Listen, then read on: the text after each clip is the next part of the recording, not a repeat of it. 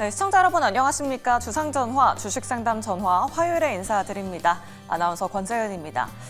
오늘 종일 비도 내리고 우리 국내 증시 시장에도 비가 내렸습니다. 양대지수 합쳐서 오늘 2,000개 넘는 종목이 하락했는데요. 그만큼 종목 고민 있으신 분들 정말 많으실 것 같아요. 저희와 함께 2시간 동안 고민 해결해 보시면 좋을 것 같습니다.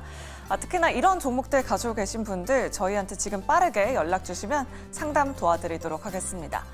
저희가 어제 실시간 특징주로 전해드렸던 소식인데요. G2파워가 오늘 급등세 연출했죠. 매수하신 분들은 어떻게 대응해야 할지 모르겠다 하시는 분들 많으실 것 같습니다. 전화번호 02-2000-4919번으로 지금 바로 연락 주시면 실시간 우선 상담 도와드리도록 하겠고요.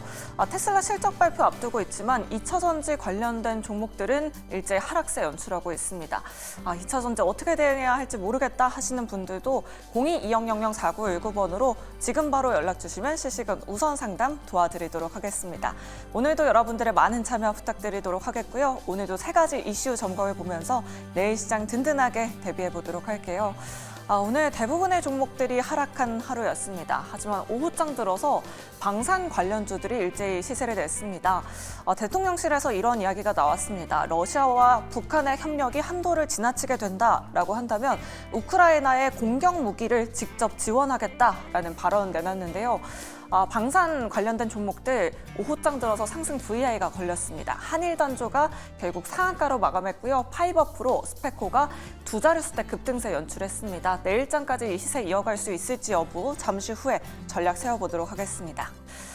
그리고 미용, 뷰티 쪽은 오늘 일제히 하락세가 나왔습니다. 오늘 클래시스, 클리오가 10% 가까운 급락세 연출했는데요. 반면에 파마리서치는 증권사에서 긍정적인 분위기 계속해서 나오고 있습니다. 오늘 하락장에도 불구하고 1% 상승으로 마감했습니다. 미용, 의료기기 섹터에 대해서도 잠시 후에 전략 나눠보도록 하겠습니다. 그리고 음식료 섹터는 오늘 개별 이슈가 굉장히 많았습니다. 몬델리즈 홀딩스가 피츠를 매각했다라고 합니다. 이제 커피 회사는 맥심 동서밖에 남지 않았는데요. 수출길이 열릴 것이다라는 기대감 속에 오늘 동서가 정말 오랜만에 상한가로 마감했고요. 교촌 F&B도 2025년도 실적 성장세에 대한 기대감 올라오고 있습니다. 오늘 9% 급등으로 마감했습니다. 삼양식품도 오늘 2% 넘는 강세를 시현했습니다. 자, 이렇게 오늘 3가지 이슈 준비해봤습니다. 오늘은 이 두 분과 함께 이야기 나눠보도록 할게요. 자, 오늘은 정재훈 대표 그리고 이재은 대표 모셨습니다. 두 분 어서 오세요. 네, 그럼 먼저 시장 이야기부터 해봐야 할 것 같습니다. 오늘 정말 대부분의 종목이 하락세 연출했습니다. 2,000개 넘는 종목이 하락했는데요. 정재훈 대표님께 시장 하락 원인부터 부탁드려보도록 할게요. 일각에서는 달러 강세 때문이다. 대선 트레이딩이 이제 주식시장에 영향을 주고 있다. 아니면 여전히 금투세가 문제다. 이런 이야기들 많이 나오고 있거든요. 네. 대표님 의견 어떠실까요? 다 원인이 아닌가라고 좀 생각이 듭니다. 우선 금리 인하 사이클로 이제 접어들었어요. 미국에서는 0.5% 금리 인하를 단행을 했고 이제 이제 금리 인하가 시작이 되는구나 그런 생각을 좀 했었어요.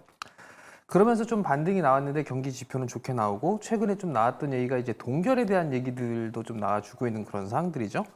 그러다 보니까 갑자기 국채금리가 다시 상승을 해주는 그런 모습들이 좀 나와주고 있습니다. 금리 인하에 대한 부분들이 가속화되는 그런 부분들이 아니라 서서히 좀 진행될 것이다라는 그런 부분들이 좀 작용을 하면서 환율에게도 좀 영향을 받고 있는 그런 상황들이죠. 그러다 보니 9월달, 10월 초까지 반등이 나왔었던 그런 종목군들에 있어서 차익 매물이 좀 출회되는 그런 모습들이 좀 나오고 있다라고 좀 보시면 좋을 것 같고요. 또 하나는 이제 중국 시장에서 대규모 경기 부양책을 하잖아요. 그러다 보니 신흥시장 자금들이 중국 시장 쪽으로 좀 이동한 그런 부분들이 있었습니다. 그러다 보니까 상대적으로 한국 증시가 좀 약했던 그런 모습들이 나오고 있는 그런 상황들이고 또 한 부분들은 진영학적 리스크로 좀 볼 수가 있을 것 같아요. 최근에 좀 유튜브를 좀 즐겨 보거든요. 군사 TV 이런 거 보고 있는데 최근 들어서 이 해외 쪽에 있어서의 반응은 국내 쪽에 있어서 이 전쟁에 대한 부분들이 일어날 가능성이 가장 높다라고 외국계 외국인들은 이렇게 평가를 좀 하고 있는 그런 사항들입니다. 근데 사실 우리나라만 조금 태어난 척 뭐 하고 있는 그런 사항들이죠. 그런 지정학적 리스크가 발생을 하다 보니 여러 가지 좀 요인들이 있어요. 뭐 금투세 영향도 있다 보니 결국은 수급적으로 좀 뒷받침이 되어주질 못하고 있는 그런 상황들입니다. 오늘 같은 경우도 뭐 대규모로 매도가 나오거나 그런 부분들보다도 저가에서 사주려고 하는 매수세가 유입이 되지 않는 그런 시장이 진행되다 보니 낙폭이 좀 다소 커진 그런 모습들이 아닌가라고 좀 보여지고요. 좀 답답한 흐름들이 좀 나올 수가 있어 보입니다. 거기에다가 이제 변동성 지수도 서서히 좀 움직여주는 그런 모습들이 좀 나와주고 있거든요. 그러면 한 차례의 변동성은 좀 더 커질 수 있는 그런 상황이다라고 좀 보셔야 될 것 같아요. 잠깐 좀 차트를 보시게 되면 8월 달에 급등이 좀 나왔던 그런 모습들이었었죠. 이때 8월 달 급락 나왔었잖아요. 그리고 난 이후에 조금 하향 안정화가 좀 되고 있는 그런 상황들인데 최근 들어서 다시 이제 바닥을 만들어 놓고 반등 시도가 좀 나와주려고 하는 그런 모습들이 좀 보여지거든요. 그러면 단기적으로 이 변동성에 대한 부분들이 한번 올라갈 수도 있습니다. 그렇게 되면 지수는 역방향으로 좀 움직이는 그런 모습들이 나올 수가 있거든요. 그렇기 때문에 이번 주 정도에서 다음 주 초 정도까지는 변동성에 좀 유의하는 그런 전략이 좀 필요하지 않나라고 좀 보여지고요. 이 또한 지나갈 거예요. 박스권으로 좀 보고 있는 그런 상황들이기 때문에 밀리면 일단은 뭐 매수로 좀 접근을 해야 된다. 다만 박스권이기 때문에 추격 매수는 좀 자제하고 올라가면 좀 현금을 만드는 뭐 그런 전략을 좀 병행해야 되지 않을까 좀 생각을 하고 있습니다. 네, 알겠습니다. 여러 가지 요인들 짚어봤습니다. 이번 주 내내는 좀 변동성에 유의하시길 바라겠습니다. 그럼 첫 번째 이슈로 바로 넘어가 보도록 할게요. 오늘 하락장에도 불구하고 방산주들은 정말 고공행진 펼쳤습니다. 특히나 천군 관련주들이 일제히 요동쳤는데요. 이지은 대표님께 여쭤보도록 할게요. 뭐 오늘 오후장 들어서 한일단조나 뭐 스페코 같은 기업들 상승 VI가 걸렸거든요. 어떻게 보셨을까요? 네, 아무래도 지금 지정학적 리스크가 굉장히 좀 고조가 되는 상황에서 당연히 방산 관련주들이 좀 시세가 나오는 거는 좀 당연하지 않았나 싶었는데 특히 대형주들은 이미 좀 고가권을 형성하고 있는 종목들이 많다 보니 오늘은 중소형주 관련된 종목들까지 일제히 수급이 굉장히 좀 강하게 붙어주는 모습이 보여졌고요. 특히 우크라이나가 필요로 하는 지금 이 무기 중에 가장 필요한 무기 체계 중에 천궁2가 가장 필요하다라고 또 알려지면서 천궁2 관련된 종목들의 흐름이 굉장히 강세가 나왔는데 지금 물량이 좀 부족할 수 있다라는 이야기가 나오면서 천궁이나 신궁을 또 우크라이나에 지원 가능한 방공 무기로 검토되고 있다라는 소식이 나와줬습니다. 그래서 관련된 종목들의 시세 흐름이 굉장히 좀 좋았는데 일단은 지금 시장 자체의 흐름이 전반적으로 뭐 2차 전지도 트럼프 관련돼서 지금 좀 정책적으로 약간 후퇴할 수 있다라는 부분 그리고 반도체도 엔비디아의 상승과는 좀 대조되는 이런 흐름들을 보이면서 오히려 지금 일시적으로 시장에서 가장 좀 두렵게 만들기도 하고 또 가장 큰 이벤트가 있는 쪽으로의 수급 쏠림 현상은 어찌 보면 좀 당연하게 이루어지고 있다라고 보는데요. 이러한 부분들은 단기적으로는 좀 시세가 연속적으로 가능할 수 있겠다라고 생각을 하는데 만약에 종목들, 특히 오늘 한일단조는 상한가에 가기도 했고 또 그동안 방산 관련돼서 시세가 나올 만한 이슈가 나오더라도 관련된 종목들이 그렇게 강하지는 못하는 흐름들이 많이 나와줬습니다. 근데 오늘은 비교적으로 많은 종목들이 꽤 시세를 단단하게 내줬기 때문에 지금 당분간은 시장이 불확실성이 굉장히 짙은 상황이라서 이쪽으로 단기 수급 쏠림은 좀 이어질 수 있겠다라고 생각을 합니다. 알겠습니다. 단기 트레이딩은 가능하다라는 말씀 주셨는데요.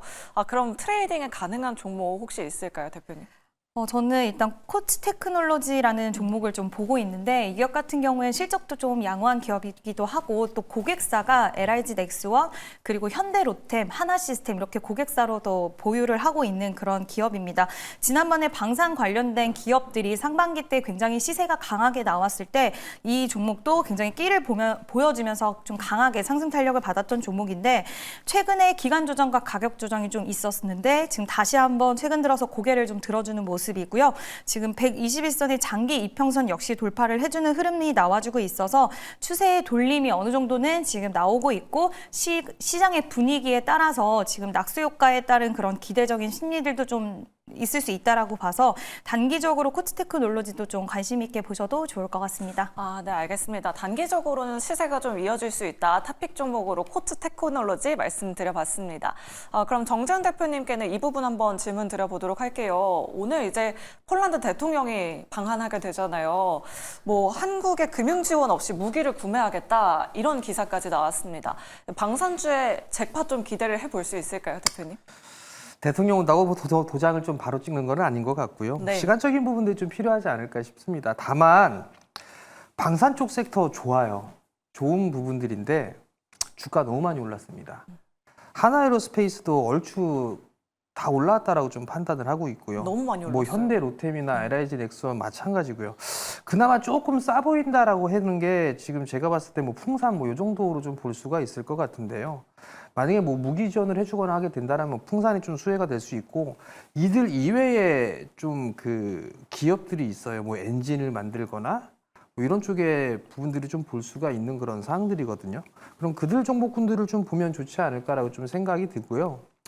방산 쪽에 있어서 다 알고 있는데도 불구하고 못 올라간 기업은 하나 시스템이에요. 하나 시스템이 일단 육해공군 다 하고 있는 그런 사항들이죠. 근데 주가는 못 올라가 있는 그런 사항들이거든요. 그렇기 때문에 하나 시스템을 좀 보시면 좋지 않을까라고 좀 보여지고 저는 개인적으로 지금 방산 섹터 살 바에는 차라리 저는 우주항공 쪽을 산다. 그렇게 좀 생각을 하고 있는데요. 11월 달에 위성 발사 하나 있습니다. 그리고 내년도에 분기마다 한 번씩 발사가 예정돼 있고 누리호도 발사가 될 거예요. 그러면 우주항공 쪽 섹터 아마도 빠르면 올해, 늦어도 내년부터는 턴어라운드가 되고 실적이 가속화되는 구간에 진입을 합니다. 그렇기 때문에 차라리 우주항공 쪽 섹터를 보는 게 더 좋지 않을까. 그리고 6G도 내년부터 진행이 되겠죠. 그럼 거기에 있어서 이 저궤도 위성은 필수예요. 그렇기 때문에 우주항공 쪽 섹터 사세요. 차라리 방산주 사지 마시고. 이상입니다. 알겠습니다. 지난번에 사실 세트랙 아이 말씀 주셨는데 그때부터 계속 잘 올라오고 있거든요. 계속해서 세트랙 아이 괜찮을까요, 대표님? 세트레가이도 괜찮은 상황이에요. 네. 수주잔고가 6천억대 갖고 있고요. 3년치일감 좀 보유하고 있죠. 아마 빠르면 올해 3분기부터 턴어라운드가 좀 될 거고요. 내년도에 실적에 대한 부분들은 증가될 수밖에 없습니다. 정찰위성도 발사해야 되고요. 그리고 국책 사업으로 지금 저궤도 위성 쪽에 사업을 하고 있고 6G 쪽도 아마 진행을 하게 될 겁니다. 대부분 이게 하나 계열사로 좀 편입이 되어 있는 그런 사항들이잖아요. 하나 그룹주들 중에 못 올라간 게 하나 시스템하고 세트레가이예요.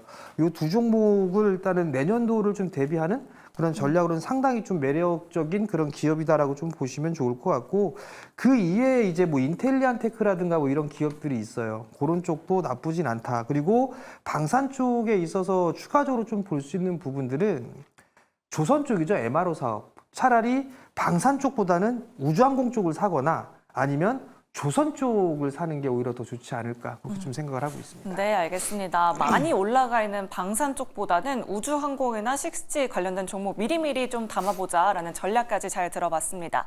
이렇게 방산 관련된 이슈 한번 짚어봤고요. 다음 이슈도 한번 살펴보도록 할게요. 오늘 클래시스, 클리오가 동반해서 급락이 나왔습니다. 이 부분은 이지은 대표님께 질문 드려봐야 할 것 같아요. 어제 저희 방송 끝나자마자 클래시스 매각 기사가 나왔습니다. 오늘 사측에서는 사실 무근이다라는 그런 반박 기사가 또 나오기는 했었는데 오늘 이렇게 급락이 나왔어요. 오늘 왜 이렇게 많이 빠진 거고 오히려 투자자분들은 이 기회를 좀 매수의 기회로 활용을 해봐도 괜찮을까요, 대표님? 네, 아무래도 이제 사실 무근이라고 하기는 했지만 시장에서는 이렇게 믿지를 않거나 아니면 네. 불확실성에 대한 요소가 여전히 좀 남아있지 않을까라고 판단을 하고 있고요. 일단 이야기가 나오고 나서는 보통 아니라고 부인을 해도 그대로 이어진 경우도 많이 있었기 때문에 그런 우려스러운 부분들이 좀 매도로 쏟아져 나오지 않았나라고 생각이 드는데 일단 2022년 1월 달에 베인캐피탈이 6,400억 정도가 이제 여기 클래시스에 들어갔습니다. 그리고 상당히 짧은 기간 동안에 지금 클래시스의 기업 가치를 3조라고 평가를 했을 때 꽤 많은 시세 차이, 한 2조 4천억 정도의 수익을 거둬들인 부분이 있어서 결국에는 이와 관련돼서 이제 수익을 좀 엑시트하려는 그런 부분들이 나올 수 있지 않을까라는 것과 또 지난주였나요? 휴젤 관련돼서도 지금 블록들에 대한 이야기가 있었어요. 1,500억 블록들이 있었는데 우리나라 K미용 의료기기 쪽이 워낙 지금 호황을 누리고 있고 잘 되는 상황에서 좋은 가격에서 투자를 해서 지금 굉장히 큰 수익을 거둬들이고 있기 때문에 이번에도 좀 비슷하게 그런 모습을 엑싯을 하지는 않을까라는 그런 시장의 부분들이 있지만 클래시스라는 이 기업 자체로 봤을 때는 지금 이루다라는 기업과의 합병에 대한 시너지 효과가 이제부터 좀 발현이 될 거라고 보고 있고 지금 국내와 브라질 쪽에서 워낙 그 슈링크도 그렇고 그 레이저 장비들이 인기가 좋았다 보니까 그와 관련돼서의 이제 매출로 인해서 기업의 가치가 이렇게 올라간 부분인데 지금 남아있는 시장이 아직 미국과 중국 시장이 남아 있습니다. 2026년 정도부터는 이 시장의 문이 더 크게 열리면서 이제 결과값으로 돌아올 텐데 그와 관련돼서는 그렇게 생각을 한다라고 한다면 성장에 대한 부분은 아직까지는 좀 많이 열려 있다라고 볼 수가 있을 것 같고요. 또 최근 미용 의료기기 쪽에는 이제 소모품에 대한 매출도 잘 나오고 있는 상황인데 기기가 많이 팔리면 그에 따른 소모품 또 매출도 기대할 수 있는 부분들이 많이 있어서 그와 관련돼서도 저는 긍정적인 부분들이 기업으로 봤을 때는 앞으로 여전히 좀 있을 수는 있다라고는 보지만 어쨌든 시장에서는 사실 무근이라고 했지만 불확실성에 대한 부분들이 인식이 되었고 인지가 되었기 때문에 어느 정도의 좀 매물 소화 그리고 어느 정도의 조정 이후에는 저는 매수의 기회로 삼아볼 수 있지 않을까라고 보고 있고요.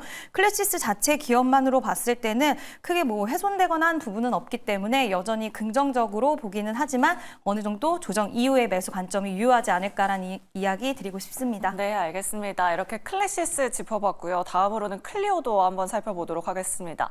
오늘 레포트가 굉장히 핫했어요. 3분기 영업이익이 컨센서스를 하회할 것이다 라는 레포트가 나왔습니다. 클리오의 영업이익 추정치가 123억 원이었는데 84억 원을 예상하고 있습니다. 정재훈 대표님께 여쭤보도록 할게요. 40억 원가량 좀 하회하는 수준이거든요. 이제 좀 화장품 기업에 제동을 걸어야 하는 시기일까요? 우선 뭐 종목군들마다 좀 다르지 않을까 싶습니다. 10월 달의 중간 가격, 그러니까 20일까지의 수출입 동향을 봐도 화장품 쪽에 있어서 뭐 기초 화장품이라든가 미용 쪽이라든가 이런 쪽이 다 증가를 했습니다. 뭐 미국 쪽이라든가 일본, 특히나 중국 쪽도 드러나는 그런 모습들이 좀 나타났었거든요. 종목마다 좀 다르지 않나 싶습니다.